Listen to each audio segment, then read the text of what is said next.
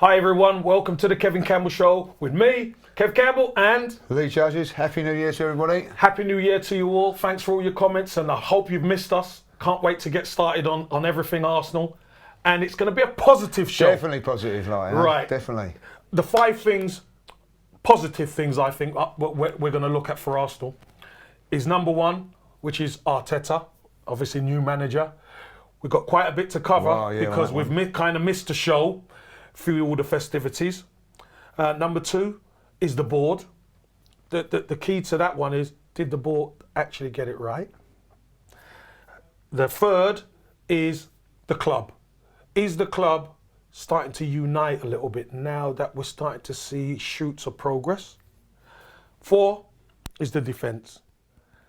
Much maligned defence, and we're going to go into that. And 5, last but not least, is the expectations now, because now that we're starting to see shoots of progress and we're actually in the January transfer window, let's get a look at some of the expectations that we want and we see and stuff like that. So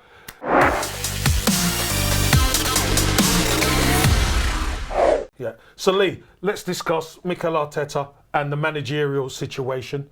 Maybe we should take it before Arteta and then we can move into Arteta. Yeah. Obviously, Emery got the sack and then Freddie took over. So let's talk a little bit about Freddie and then moving into Mikel for now. What was your take on Freddie Ljungberg holding the reins? Do you know what? A little bit of disappointment, really. I think disappointment that the players didn't really react to him the way they've reacted now. I didn't think that he'd done anything wrong, but obviously, you know, the players probably weren't feeling it or something. I don't really know. Like, you know, maybe not as experienced as probably a lot of us fans thought that he might well be. Still very, very early in his coaching career. It just didn't really pave off as well as what it done. But he got the great result at West Ham, and also I just think that, you know, even against Everton, he kept a clean sheet that day, like, and he done the reins really well. But again, couldn't get a tune out of Xhaka, most of the boys, and Mesut Ozil. So from that point of view, a little bit disappointed. I'll be honest. Do you think, Lee? I mean, I think about this, and I think it's not someone who is actually new coming into the helm, Freddie, because he was part of the regime. Yeah. So is it a bit like more of the same kind of things? That's why the players didn't respond. Brilliant point. I think that might be something to do with it, like, Yeah, you know, because if you've heard the narrative before and then you're hearing the same narrative from somebody else, it's very difficult to get a change or a reaction out of the players when you actually know the guy. Yeah. Do you know what I mean? So I just think that was tough. I think there was a little bit of a reaction with Freddie playing a young team at Everton and Mikel Arteta being up in the stand. Yeah. I thought that was a really good reaction with, Saka.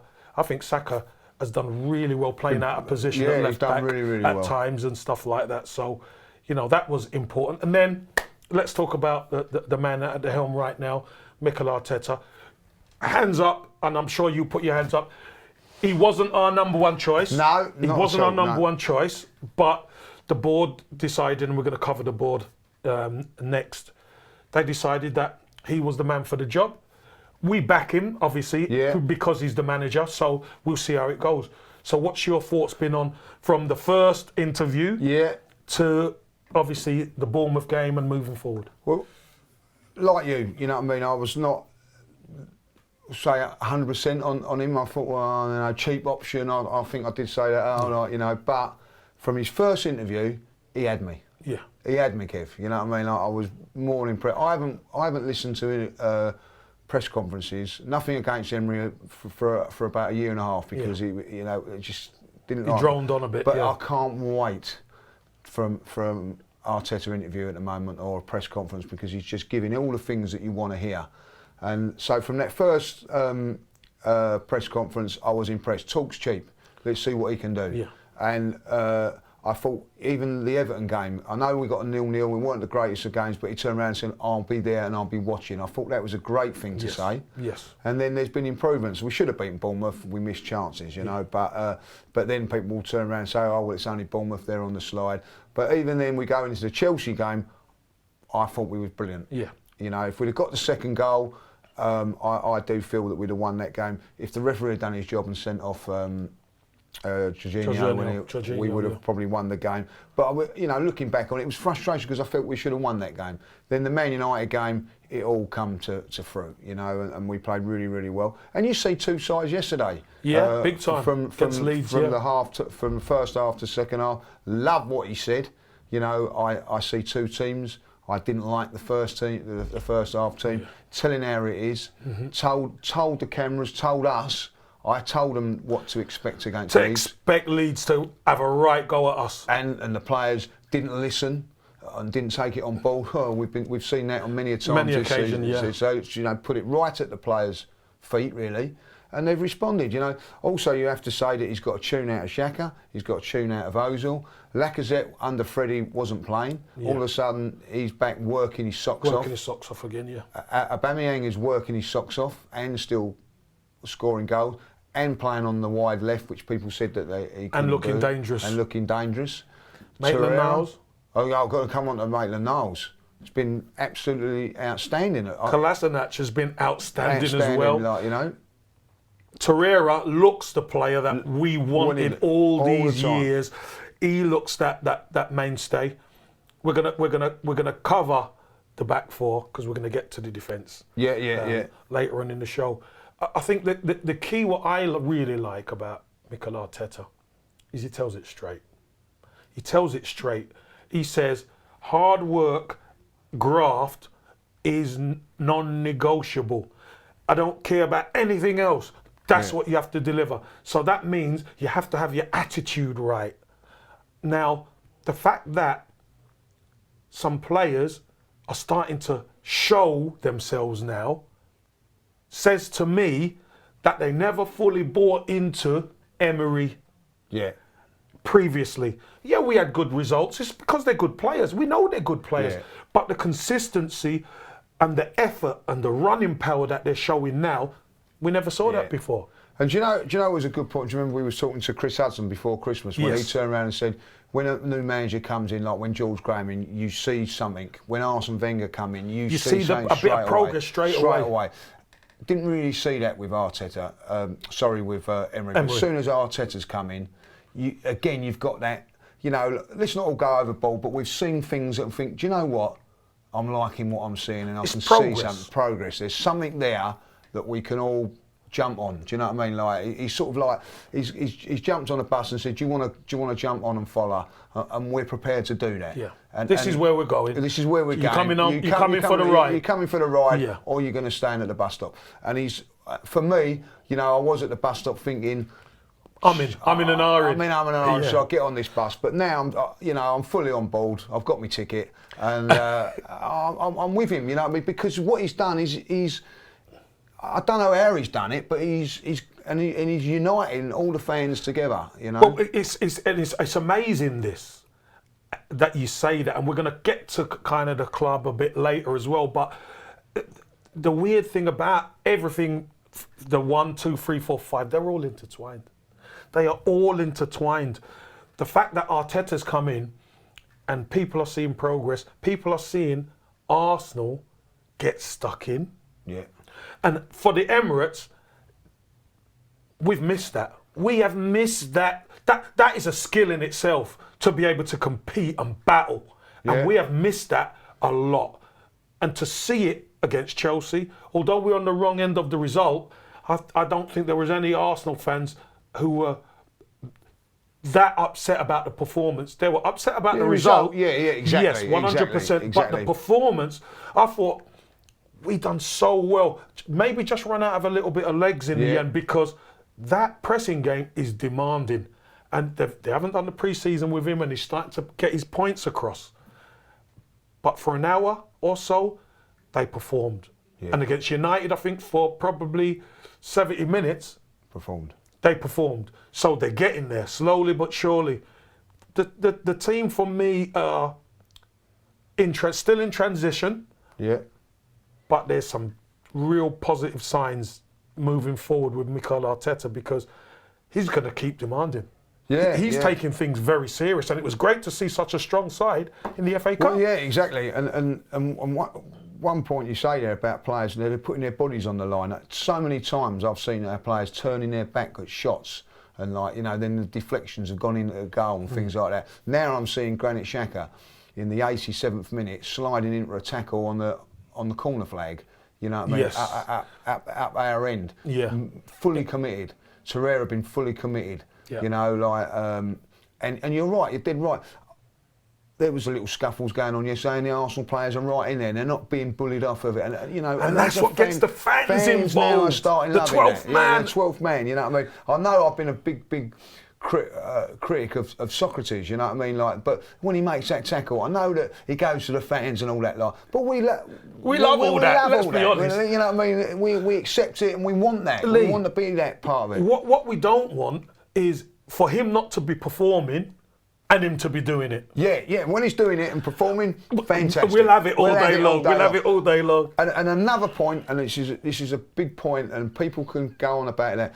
Our manager at this moment in time, at every game, whether we've won, lost or drawn, has walked out onto the pitch at the end of the day and applauded the fans and made sure that the players are coming over to the front, because it shows you that they want you to be a part of it and you want to be a part of that. That is something that has been missing at Arsenal for a very, very long time, that connection. And people go, oh, is it really that important? It is. When I look at Liverpool and I see them doing it, other teams doing it, I want my club to be like that. And I'm seeing Mikel Arteta doing exactly that, come out, and not just when we've won, because he done it against Chelsea as well, yeah. And so I think that's a vital thing, and the players are starting to get that closeness back to the fans. It's vital. You can see it when you go into the stadium. Everybody's now a little bit more. The atmosphere at Manchester United was fantastic. It was electric.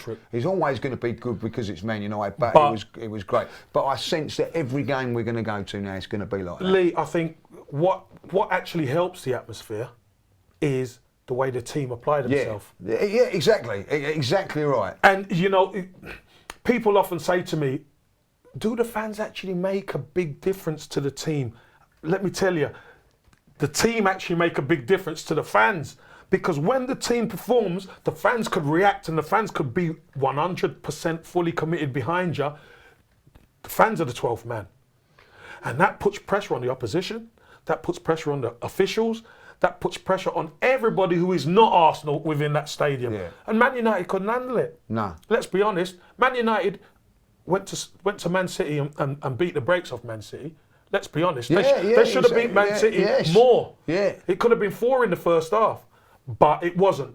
But they ended up winning there. Not many teams go to Man City and win. Yeah. In that manner. So them coming to the Emirates, everyone's thinking, we're good, on this counter-attack we could get done. But Mikel Arteta set the boys up so well, and we were winning the ball back early and playing and tackling. It was fantastic to see. And also, you've experienced this. When you've come out and the fans are there, you run out and the fans are there and they're up for it as well, it obviously gives you as extra a player yard.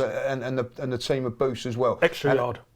The fans have been a little bit disconnected from that, but I felt, to his credit, with Freddie done that as well. There was a slight, the connection started to get together, started to come to there, and whether Arteta has made this a point or whatever, but I think that you can see it.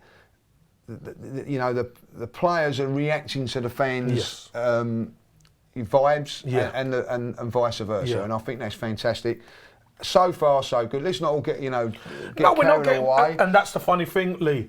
We are not getting carried away. No. The key for us is we just want to see some progress. Enjoy the ride. We just want to see some progress. Yeah, and we're seeing it. And we're seeing some progress with this squad.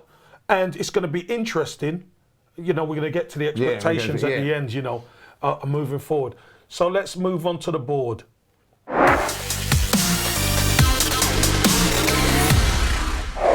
The much maligned board. Very, very maligned. Obviously, everybody had their own ideas on who they thought would be manager or who they wanted to be manager. Mourinho was mentioned, I remember, by certain factions. I never wanted him. Never wanted him there. We've always said, no way. Yeah, just get that right. Let's look into the camera. No way, Jose. Right? We didn't want him in our club. But obviously Allegri, I said Allegri, and Rodgers was mentioned. Ancelotti was mentioned, and all these guys.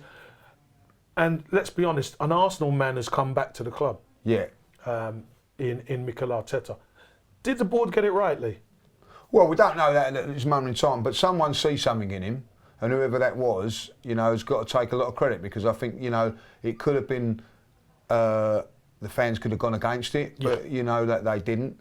I think, even in Arteta's press conference yesterday, he was saying that I coached Reece Nelson, Maitland-Niles when they was teenagers, so he knew exactly what he was getting. I think that was a good thing. He must have interviewed really well, because if he interviewed like he does a press conference, he would have got the job, because he turned me straight away within one, with one press conference. So if you've done that in an interview, fantastic. Well, Lee, here's the flip side of that, what you just said. Apparently, Mikel Arteta was number one when before Emery took over. Right. And Emery came in with dossiers and all these kind of stuff, and we've said it on the show before. It's we're not hiding. It was Gazidis's present to Arsenal was Unai Emery, and Mikel Arteta never got the job. Now, obviously, Gazidis is no more part of the football club. Emery's gone now, and Arteta's in place. And I know he wasn't the first choice, but something feels better.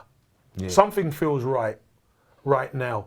So it's not a matter of somebody coming in and wooing the hierarchy about what they should do, because they've got dossiers on each player. I think it's gone back to the old, does he actually feel it? Does the manager feel the football club? Yeah. And there ain't many who will feel Arsenal other than somebody like Mikel Arteta, who's actually paid for the club. And you're dead right. And also, like, 2 points to that is that this is the new board's first appointment, then, because obviously Gazidis was part of that one there. So they've had to get this right. Yeah. It seems that they have. But there's also been a little bit of negativity from players as well. Yeah. That weren't too sure. Like an inexperienced person coming in. But all of a sudden, you've got Aubameyang now coming out and saying, "Oh no, I'm committed to this club." So he's obviously seen something that made me thinking to himself, I might just stick around. I might not, but I'm going to see how this goes. See how this goes, yeah. So everything at this moment in time has done well. I do think the board now have done the first part of the job well. The second part is to back him. And I think they've got to back him in Jan. But yes, they've got to back him in Jan. Reason they got, always as an Arsenal fan, we've always had, it's very hard to improve the team in January when we've been third, second, first, fourth, in and around that thing. Very, very hard, very, very tough. Not a very good window to do it. All the excuses. We're now 10th, 11th. If you can't improve your team in January, then there's something seriously wrong. And here's the crazy thing, Lee. It's the same players who put us in the 11th and 10th place now starting to perform a little better with the new manager. But we know how this thing goes. Yeah. We know the problem with these players, and not all, but just certain players, is they lack consistency. Yeah. They can do it for 1 or 2 games, but they can't do it over a stretch of 10, 20, 30 games. And that's what you need if we're going to be challenging. Exactly. Look at Liverpool, right. Look at the Liverpools and Man Cities of this league. And even Leicester are performing consistently. You need to be able to do it over long periods of time, long stretches of months. So we need a better level of player, not only technically, but mentally and attitude-wise. Totally agree with you, because there's a reason why we're where we are, and these players are doing all right at the moment, and we're all praising them and all that. But they've let us down. They let Emery down, and previously Freddie Ljungberg, who was a legend at the club, they didn't really perform for him. So there's big question marks still on these players. 100%. So I do feel that. And if we want to get to, we're going to talk about ambition later on, but if we want to get to where we want to go, not many of these players are going to be on that bus. Yeah, I think you're right.